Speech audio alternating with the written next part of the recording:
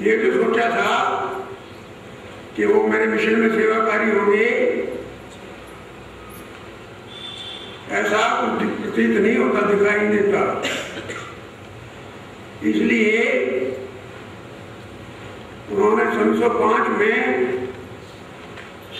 धर्म विकासालय की स्थापना की ताकि सेवकों में से कुछ कर्मचारी पैदा किए जाएं जो मेरे मिशन में टूट फूट कर काम आए और आगे मिशन की तरक्की हो। 1905 में, इससे पहले श्रीमान देव सिंह जी महाराज, उनके जीवन की धर्म की बुनियाद पक्की हो चुकी थी। जो विकासाला गुरु महाराज ने खोला, उसके पहले मुख्य अध्यापक प्रिंसिपल श्रद्धा के योग श्रीमान देव सिंह जी बने। पहले 5 विकासार्थी बने थे, 5 प्यारे। जैसे गुरु गोविंद सिंह के जमाने में 5 प्यारे बने थे,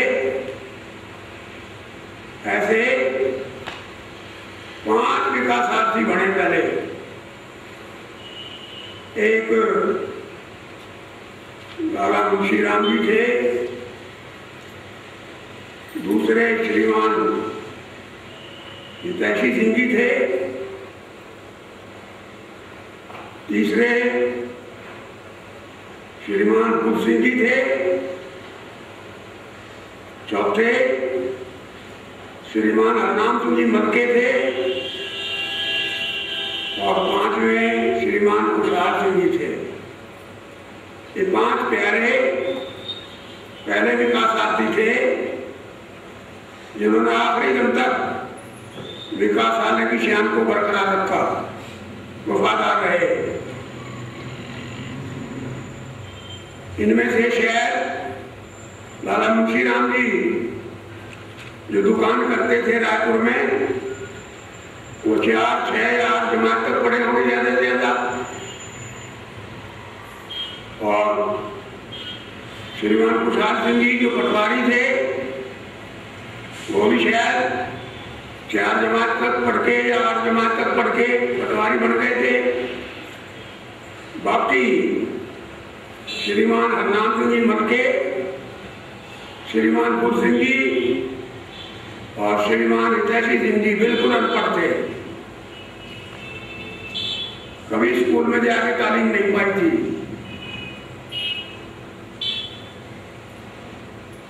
आप सोच सकते हैं कि भगवान जीवात्मा ने इन 3 अनपढ़ आदमियों को कैसे सिलेक्ट कर लिया विकासालय के लिए,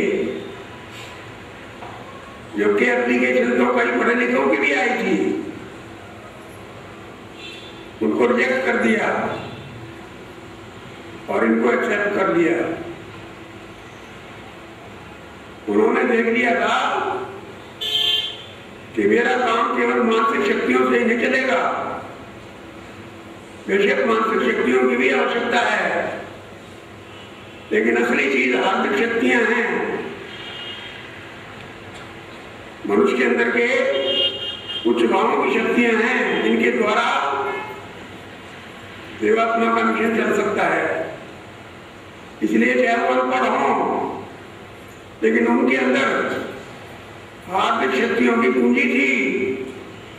गुरु महाराज ने उसको अच्छी तरह से देख लिया था और ये 5 के 5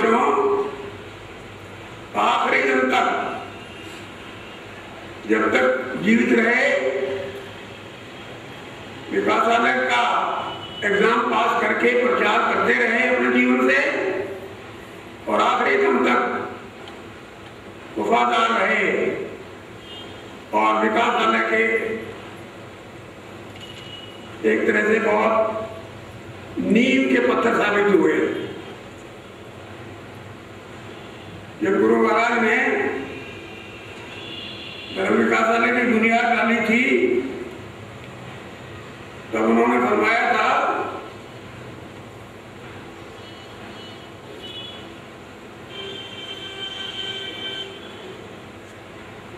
5-7 मिनट उन्होंने लिए थे अपने बयान में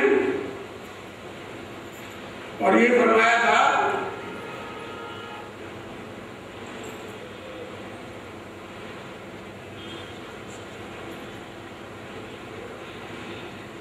तुम्हारा अस्तित्व स्वप्न नहीं है किंतु सत्य है। इसके बिगड़ने और बनने अर्थात विनाश और विकास संबंधी नियम भी अटल हैं।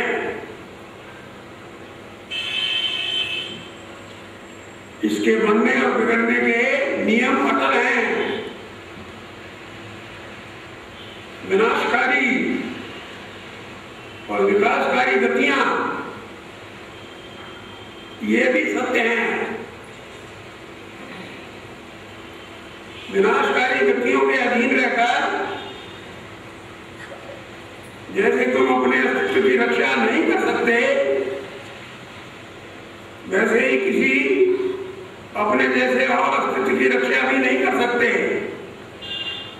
विनाशकारी गतियों के अधीन रहकर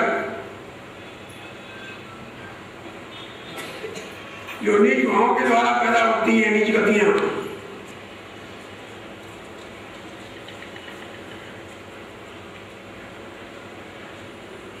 विनाशकारी गतियों से निकलने और विकास लाभ करने के लिए तुम्हें अपने अस्तित्व के विषय में उन दुर्लभ सत्यों की ज्योति और विविध शक्तियों के लाभ करने की आवश्यकता है कि जो देव धर्म प्रवर्तक के देव जीवन में आविर्भूत हुई हैं। ये ज्ञान पाना है क्या नीच गतियां होती हैं, क्या उच्च गतियां होती हैं, क्या नीच भाव होते हैं, क्या उच्च भाव होते हैं। और ये ज्ञान कहां से मिलता है? जिससे मिलता है उसका जीवन कैसा है। हित और अहित के सच्चे विवेक के बिना, हित और अहित के सच्चे विवेक के बिना अपने अस्तित्व की रक्षा के लिए आकांक्षा नहीं हो सकती। अगर हमारे अंदर अपने आत्मा के हित और अहित का बोध है तो फिर हम अपने अस्तित्व की रक्षा के लिए कुछ आकांक्षा रख सकते हैं। लेकिन जब हित और अहित की बोध ही नहीं है तो फिर यह आकांक्षा भी नहीं हो सकती। ऐसा हो कि ये विवेक और आकांक्षा तुम्हारे भीतर जागृत और उन्नत हो। कौन सी आकांक्षा? हित और अहित के विवेक की आकांक्षा। इस उच्च आकांक्षा को लेकर तुम विकासालय में प्रवेश करो।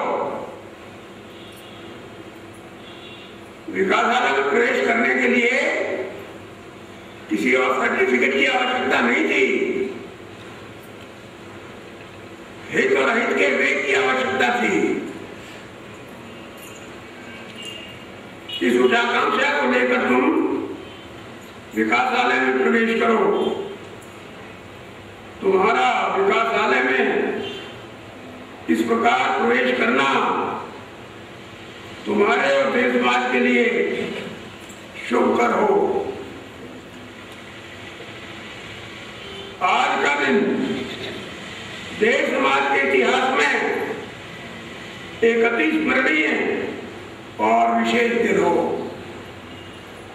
ये छोटा सा प्रवचन गुरु महाराज ने जब विकासालय की स्थापना की थी तब दिया था। मुश्किल से 5-7 मिनट बोले होंगे। जो मतलब की बात थी वो कह दी। इसलिए 5 आदमियों को ग्रहण किया गया एज विकासार्थी। इन 5 के भाव प्रकाश दिए हुए हैं